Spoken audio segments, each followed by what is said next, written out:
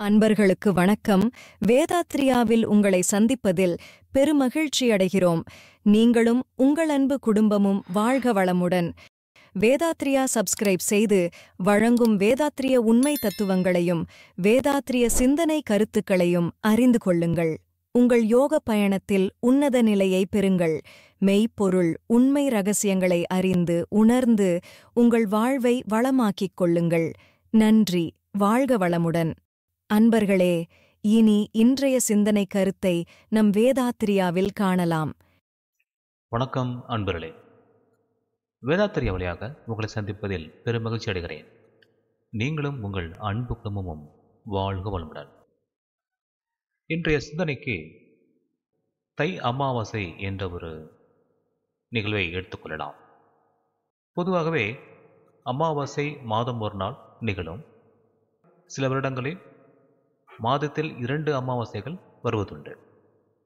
இந்த வகையில் தை அமாவாசையும் ஆடி அமாவாசையும் ஒரு சிறப்பான விழா கொண்டாட்டமாக ஏன் அமைகிறது என்ற ஒரு உண்மையை நாம் இங்கே காணலாம். ஒரு அமாவாசை என்று நாளை எடுத்துக்கொண்டால் இந்த சந்திரன் சூரியனுக்கு பக்கமாக நின்றுவிடும். அப்பொழுது இந்த சந்திரனுக்கு கிடைக்கக்கூடிய ஒளி கிடைக்கும், ஆனால் நமக்கு பகிரப்படாது.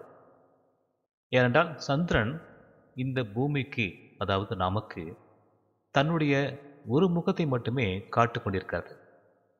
இந்த சந்திரன் தானாக தன்னை சுழற்றிக் கொள்வதில்லை. இந்த பூமியின் கட்டுப்பாட்டில், இந்த பூமியின் ஈர்ப்பில் ஒட்டி கொண்டிருக்கிறது என்று சொல்லலாம். அதனால் இந்த பூமி இந்த சந்திரனை எடுத்துக்கொண்டு நகர்கிறது. இந்த சந்திரனுக்கு தானாக சுற்றிக் கொள்ளக்கூடிய தன்மை கிடையாது.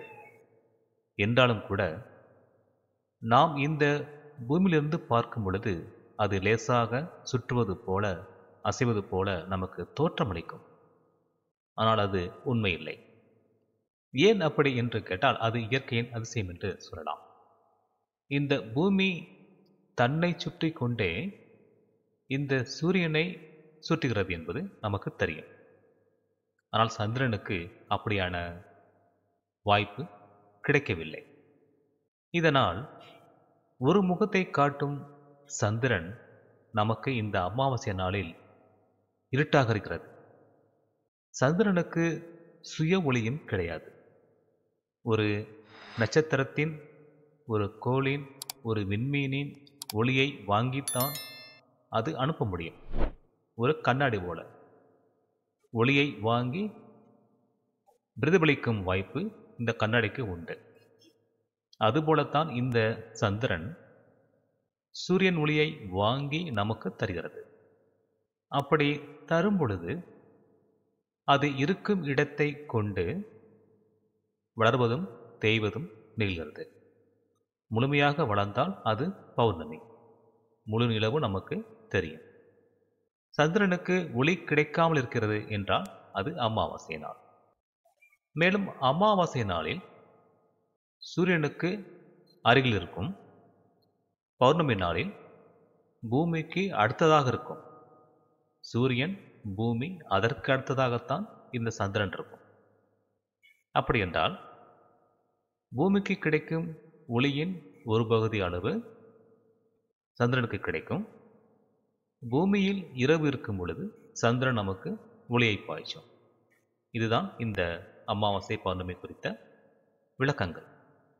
இப்பொழுது இந்த தை அமாவாசை ஆடி அமாவாசை என்றால் எப்படி என்று பார்க்கும் பொழுது, இந்த தை மாதம் என்றால் அது மகர ராசி கூட்டம் என்று சொல்லலாம்.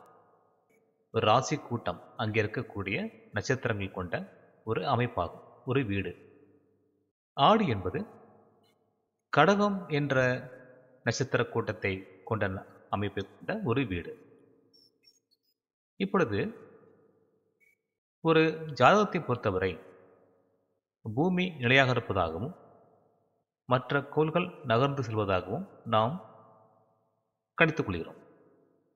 இது நடைமுறைக்கு உண்மையா என்று கேட்டால் இல்லை. நாம் இந்த பூமியில் இருந்து கொண்டு பூமியோடு சுற்றி கொண்டே இருக்கிறோம், நகர்ந்து போய் கொண்டே இருக்கிறோம் என்பதுதான் உண்மை. சூரியன் நகரவில்லை, அது இயல்பாக இருக்கிறது, நிலையாக இருக்கிறது. மற்ற கிரகங்கள் தான் இந்த பூமி போல சுற்றி கொண்டே இருக்கின்றன.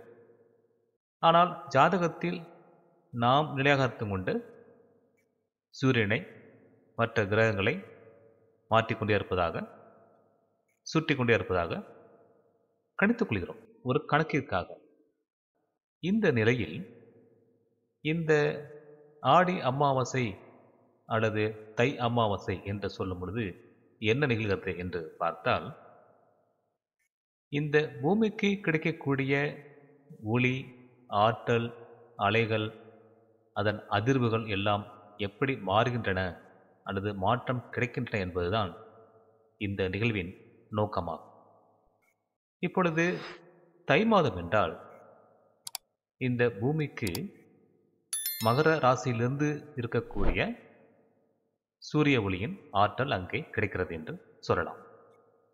மேலும் அங்கே சந்திரன் வந்து நிற்கும் பொழுது சூரியன் ஒளியை சந்திரன் வாங்கிக் கொண்டு இரண்டு அலைகளும் கலந்து இந்த பூமிக்கு வருகிறது.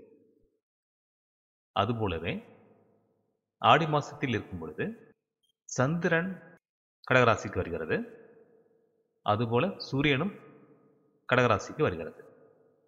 அங்கிருந்து அந்த இரண்டு அலைகளும் கலந்து பூமிக்கு வருகிறது.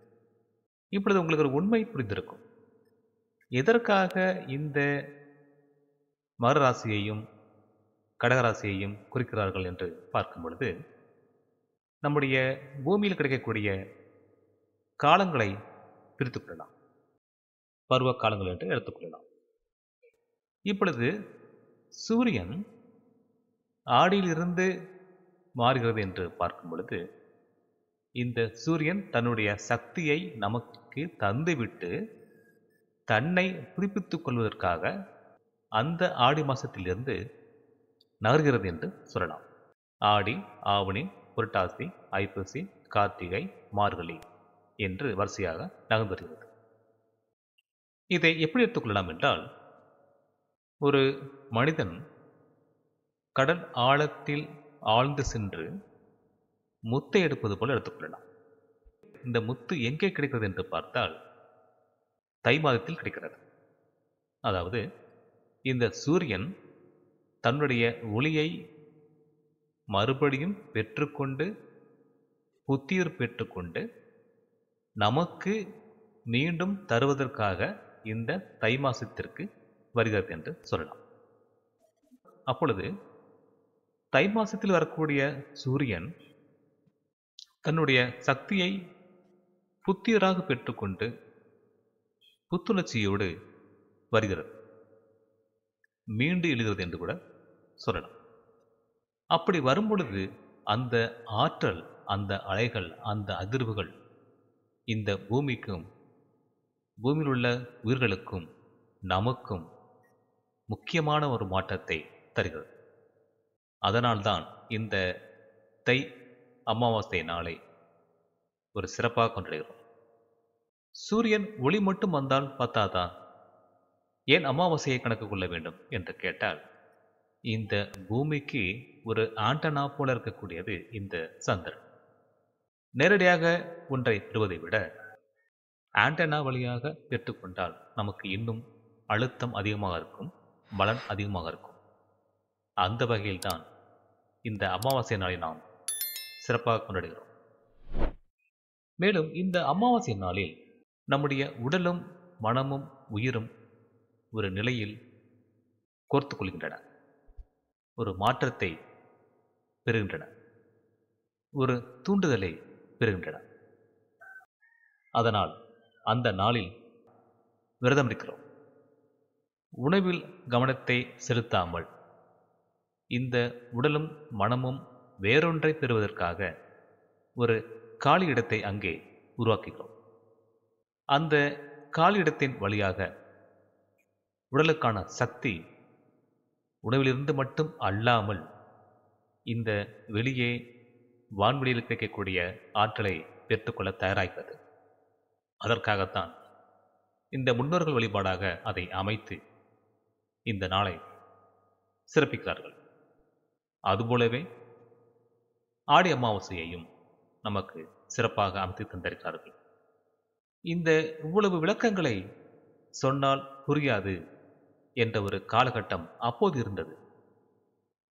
ஏனென்றால் மக்களுடைய கல்வி அறிவு அவ்வளவுதான். அதற்கு ஏற்றாற் போல அதை ஒரு சடங்காக மாற்றி இதை செய் என்று சொல்லிவிட்டார்கள். உண்மை விளக்கம் புரிந்து கொள்ள முடியாத அந்த மக்கள் இதை பக்தியாக மாற்றி வழிபாடாக கொண்டு வந்தே இருக்கிறார்கள். அது இன்னமும் தொடர்கிறது. ஆனால் இந்த நவீன உலகில் விஞ்ஞானமும் நமக்கு துணை செய்கின்ற வகையில் மெய்யானத்தை மிக எளிதாக புரிந்து கொள்ள முடிகிறது. விஞ்ஞானம் திணறிக் கொண்டிருந்தால் கூட இந்த மெய்யானம் வழிகாட்டுகிறது. அந்த அளவிற்கு மெய்யானம் உயர்ந்திருக்கிறது. அந்த உண்மையை புரிந்து கொண்டு இந்த விளக்கத்தை பெற்றுக்கொண்டு நாம் இந்த வழிபாடை செய்யலாம். இந்த வழிபாடு மட்டும் இல்லாமல் முன்னோர்களை பக்தியோடு நினைத்து வணங்குவது மட்டும் இல்லாமல் இந்த வானிலை மாற்றங்களையும் நாம் தெரிந்து கொண்டு தவம் செய்யலாம், அகத்தாய்வு செய்யலாம், உடற்பயிற்சிகள் செய்யலாம். அந்த வகையிலும் நமக்கு ஒரு மாற்றத்தை இந்த நாள் தரும். முக்கியமாக வேதாத்திரியத்தில் உள்ளவர்கள் துரியாதீத தவம் செய்யலாம். அதோடு பஞ்சபூத நவக்கிரக தவம் செய்யலாம். இன்னும் கூடுதலாக தன்னை ஒழுங்குபடுத்திக் கொள்ள, மெருகேற்ற, திருத்திக் கொள்ள அகத்தாய்வு எனும் தற்சோதனையை செய்யலாம். ஏனென்றால் நாம் இந்த உலகில் பிறந்ததற்கான முக்கிய காரணம் நான் யார் என்று தன்னை அறிவதற்குத்தான். அதுதான் நம்முடைய பிறவி நோக்கமாகவும் பிறவி கடமையாகவும் இருக்கிறது. மேலும் நம்மோடு தொடர்ந்து வந்து கொண்டிருக்கின்ற கர்மா என்ற வினைப்பதிவையும் தீர்ப்பதற்கு இது உதவுகிறது. நல்லது நண்பர்களே, நாம் மீண்டும் அடுத்த ஒரு பதிவிலே சந்திப்போம். நன்றி. வாழ்க வையகம், வாழ்க வையகம், வாழ்க வளமுடன்.